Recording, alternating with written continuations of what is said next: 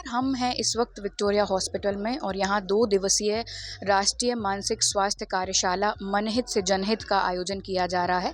यहाँ पर जो एक्सपर्ट डॉक्टर्स द्वारा चिकित्सकों और नर्सिंग स्टाफ को कार्यशाला दी जा रही है मानसिक स्वास्थ्य से लेकर महिला मानसिक स्वास्थ्य को लेकर, जहाँ पर पीपीपी यानी कि पोस्टपार्टम साइकोसिस से रिलेटेड कार्यशाला का आयोजन किया गया है। तो चलिए हम आपकी एक्सपर्ट से ही मुलाकात करवाएंगे, डॉक्टर से मुलाकात करवाएंगे कि आखिर ये क्या होता है, किस तरह क्योरेबल है और किस तरह इससे हम बच सकते हैं या हमें सावधानी बरतनी चाहिए जिससे एक महिला को मेंटली हम सपोर्ट कर सकें। तो चलिए हम कुछ एक्सपर्ट से आपकी बात करवाते हैं। तो इसी सिलसिले में हमारे साथ एक्सपर्ट हैं, डॉक्टर्स हैं, तो आइए उनसे बात करते हैं। नमस्कार सर, आपका नाम? मैं डॉक्टर रत्नेश कुरारिया हूँ, मानसिक रोग विशेषज्ञ, विक्टोरिया चिकित्सालय जबलपुर। जी सर, जैसा कि हमने जाना कि यहाँ वर्कशॉप आयोजित की गई है जो पोस्टपार्टम साइकोसिस है उसके सिलसिले में, तो सर हम जानना चाहते हैं कि ये पीपीपी आखिर क्या है?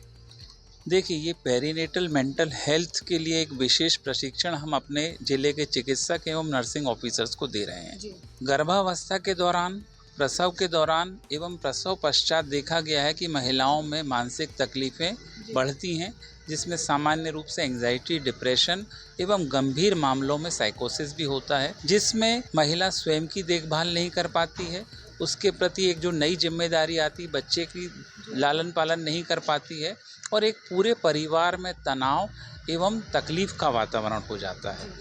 और ये देखा गया है कि शादी एक यूनिवर्सल फिनोमेना है। शादी के बाद डिलीवरी होना, परिवार को बढ़ाना एक सामान्य सी सामाजिक परंपरा है और हमारे ऊपर देखा गया है कि हमारे हिंदुस्तान में रिप्रोडक्टिव एज ग्रुप की महिलाएं और 2 वर्ष के बच्चों की जनसंख्या का जो प्रतिशत है वो लगभग 55% हमारी संपूर्ण जनसंख्या है। तो एक ह्यूज पॉपुलेशन ग्रुप है और इसमें मानसिक समस्याएं होती हैं। तो सर जैसा कि हम देखते हैं चिकित्सक तो अपना कर्तव्य करते ही हैं, लेकिन सर जैसे ये जो पोस्टपार्टम साइकोसिस है या प्रसवोत्तर मनोविकृति इसको कह सकते हैं, तो सर हम अपने स्तर पर, जैसे मेरे परिचित में कोई महिला है या मेरे परिवार में कोई महिला है, तो उसके परिवार का क्या कर्तव्य है, वो किस तरह से उसको सहयोग कर सकता है? उसी दिशा में हम अपने स्टाफ को ट्रेंड कर रहे हैं, क्योंकि अगर इनके संपर्क में महिला या महिला के परिजन आते हैं तो ये हमारा स्टाफ इतना एफिशिएंट रहे कि महिला के व्यवहार के बदलाव को पहचान ले।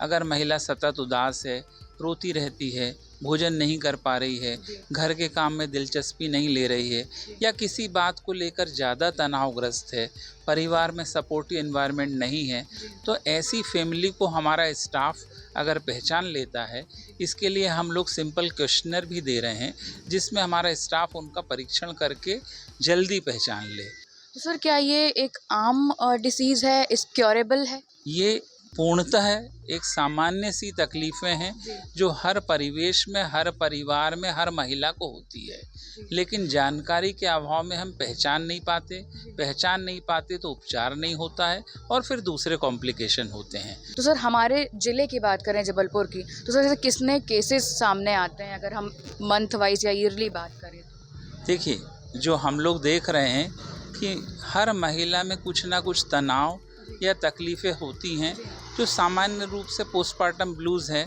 जो एक हर महिला को होता है और समय रहते वो ठीक भी हो जाता है। लेकिन चूँकि अब हमारे यहाँ पर ये पायलट प्रोजेक्ट चल रहा है और इसमें हम हर महिला का परीक्षण कर रहे हैं। हमारे एल्गिन अस्पताल में हर महिला का विधिवत परीक्षण हो रहा है और अमूमन देखा जा रहा है कि लगभग 10% महिलाएँ डिप्रेशन का शिकार होती हैं गर्भावस्था के दौरान एवं 10 से 15% ही महिलाएं विभिन्न प्रकार की चिंता विकृति का शिकार होती हैं और अमूमन आधा से 1% होता है जिनको पोस्टपार्टम साइकोसिस होता है, जो कि एक गंभीर बीमारी है जिसमें उनको इन पेशेंट ही ट्रीटमेंट दिया जाना उचित होता है और पूरे परिवार का कोऑपरेशन आवश्यक होता है।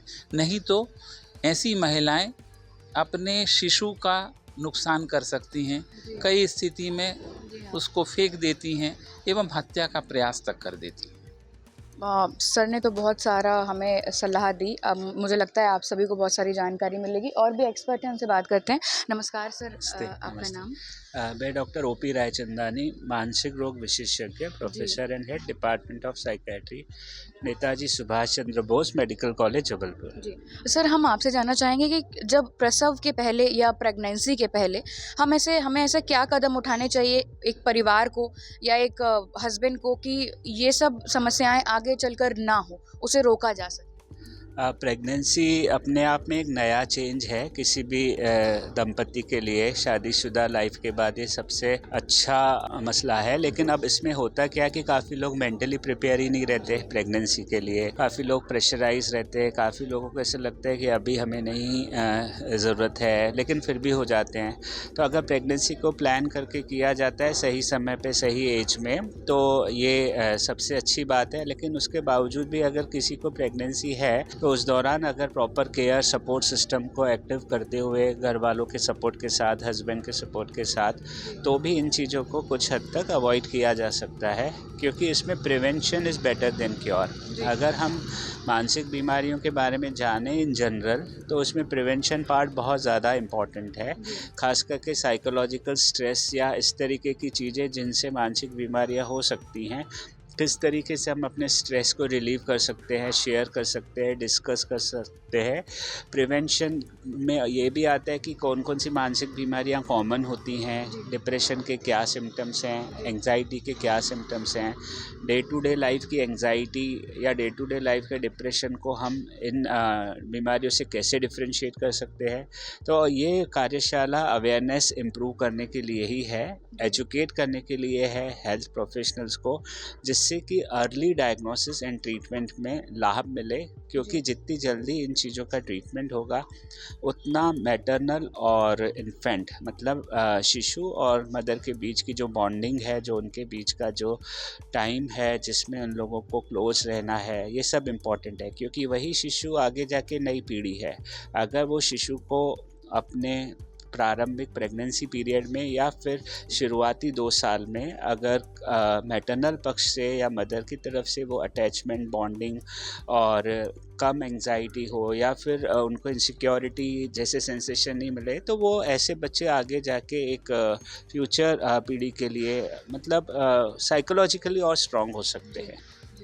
बिल्कुल, सर ने बहुत अच्छी बात कही। सर, मैं अब लास्ट आपसे सवाल है कि हमारे व्यूअर्स को या हमारे जो भी जबलपुर की जनता देख रही है, उनको कुछ टिप्स दे दीजिए और प्राइमरी सिम्टम्स क्या हैं इस डिसीज़ के, और वो किस तरह घर में रह के इसको क्योर कर सकते हैं, मेंटली सपोर्ट कर सकते हैं एक महिला को, बस वो बता दीजिए। प्राइमरीली तो नींद का सिम्टम सबसे कॉमन है। अगर किसी भी महिला को 2-4 दिन, 3-4 दिन से ज़्यादा नींद उड़ गई है या नींद नहीं आ पा रही है किसी भी रीज़न से, कि चाहे तो उसको चिंता होने की वजह से नींद नहीं आ रही है, चाहे तो उसको मन ही मन में अलग अलग तरीके के नकारात्मक विचार आ रहे हैं, उसकी वजह से नींद नहीं आ रहे हैं, तो सबसे ज़्यादा जो कॉमन सिम्टम है वो है नींद उड़ जाना या नींद नहीं रहना। इसके अलावा अगर मन अच्छा नहीं लग रहा है, उदासी लग रही है, बहुत ज़्यादा अत्यधिक थकावट लग रही है, आपके काम में उतनी फ्रेशनेस नहीं है, आप अपने आप को स्थिर नहीं फील कर रहे हैं, आपको ऐसे लग रहा है कि जैसे आपके अंदर कोई बीमारी आ गई है, कुछ आपके अंदर अजीब सी कमज़ोरी है, अजीबोगरीब आपको शरीर के दर्दों के एहसास हैं, जबकि डॉक्टर्स आपको समझा रहे हैं कि आपको शारीरिक तौर से कोई ज़्यादा समस्याएं नहीं हैं। तो अगर आपका मन अच्छा है तो आपका शरीर भी अच्छा है। तो अगर आपके मन में उदासी है लेकिन आप किसी को बोल नहीं पा रहे हैं, तो हो सकता है आपका शरीर रिएक्ट करे, जैसे कि मैंने अभी डिस्कस किया कि अजीबोगरीब टाइप के दर्द, अलग ही टाइप का सिम्टम्स, जबकि फिज़िकली आप उसको एक्सप्लेन नहीं कर पा रहे हैं। तो हम ये बताएंगे कि इस तरीके के सिम्टम्स के लिए मन की वजह से होना, ये जानकारी होना, ये बहुत इम्पॉर्टेंट है। और ये आपको कोई भी जानकारी आपके चिकित्सक भी दे सकते हैं, लेकिन हम लोग नॉर्मली अपने आप को बहुत स्ट्रॉन्ग फील करते हैं, अरे डिप्रेशन जैसा मुझे थोड़ी ना होगा, मैं तो बहुत स्ट्रॉन्ग हूँ। या इवन हमें समझा दिया जाता है कि तुम तो बहुत स्ट्रॉन्ग थी, ऐसे कैसे हो सकती हो। लेकिन ये तो अवस्था है, ये तो कभी भी हो सकती है। अभी हम यहाँ खड़े और बादल आ जाएँ तो क्या कर सकते हैं, वो तो अवस्था है। तो मेंटल जो चीज़ें हैं वो अवस्थाएँ हैं। अगर कोई भी अवस्था है, ज़्यादा दिन तक चल रही है, 4 दिन, 5 दिन, 10 दिन, 15 दिन, तो इन चीज़ों को सीरियसली लेना चाहिए। थोड़ा बहुत तो उदास किसी दिन मैं भी हो सकता हूँ, लेकिन अगर लगातार कुछ दिनों तक ये होता रहे तो उसके लिए हमें जानकारी जुटानी चाहिए कि ये क्या हो सकता है।